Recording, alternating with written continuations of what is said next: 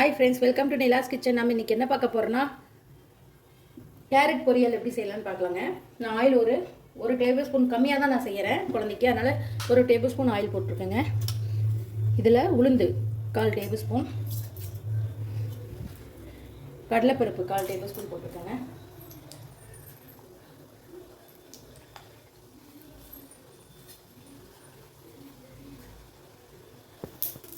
இப்போது நல்லா புரிஞ்சிச்சுங்க. நான் கடுகு போட்டு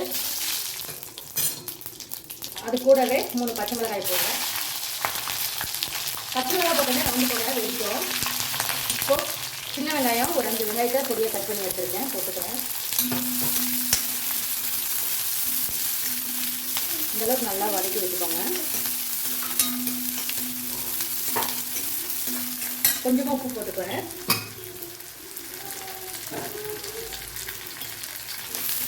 நல்லா வதக்கணும். ஆனியன் நல்லா வதங்கிடுங்க. ஆனியன் வதங்கிடுச்சுங்க. இப்போ நான் கேரட்டை சீவி எடுத்துருக்கேன், போட்டுக்கிறேன்.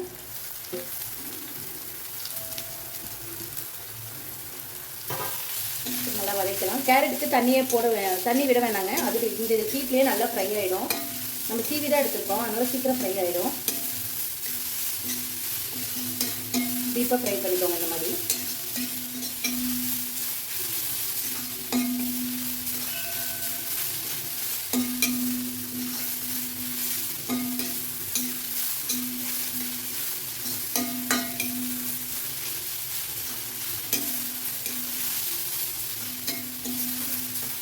இந்த அளவுக்கு நல்லா ஃப்ரை ஆகணும்.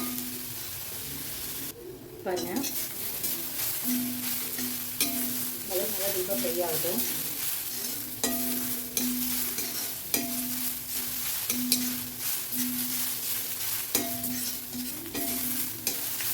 இன்னும் கொஞ்சம் ஃப்ரை ஆகணுங்க. காய் சூப்பரான ஒரு கேரட் பொரியல் ரெடி ஆயிடுச்சு. கண்டிப்பாக நீங்களும் இந்த மாதிரி ட்ரை பண்ணி பாருங்கள். ட்ரை பண்ணி பார்த்துட்டு மறக்காமல் எனக்கு கமெண்ட் பண்ணுங்கள். இந்த வீடியோ பிடிச்சிருந்தா லைக் பண்ணுங்கள், ஷேர் பண்ணுங்கள், மறக்காம சப்ஸ்கிரைப் பண்ணிவிடுங்க. தேங்க்யூ ஸோ மச் ஃபார் வாட்சிங். Bye bye.